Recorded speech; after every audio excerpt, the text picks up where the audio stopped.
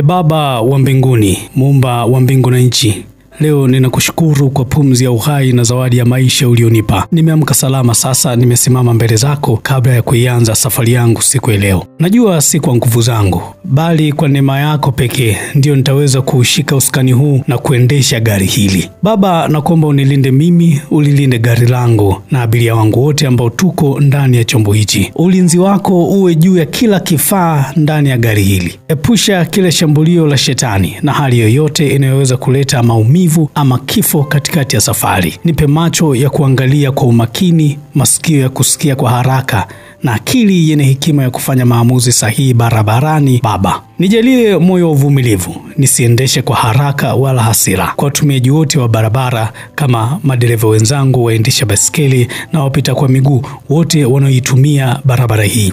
Bwana, najua barabara ina mambo mengi. Wapo watu walio na haraka na zipo ajali zisizotarajiwa. Lakini naomba uwe dereva wangu wa kweli leo. Shika usukani pamoja nami, uniongoze niendelee kuwa salama. Kama vile ulivyowalinda wana wa Israeli walipotoka Misri, hivyo ndivyo utakavyoweza kuilinda safari yangu hii leo. Malaika wako wa ulinzi waende mbele yangu, nyuma yangu na pembeni yangu. Epusha ajali, mashambulizi, wizi au hatari yoyote itakayojitokeza njiani. Weka alama ya damu yako juu ya kila abiria aliyomo ndani ya gari hili. Baba wa rehema, ninapokutana na changamoto barabarani, nifundishe kuwa mtulivu na mwenye busara.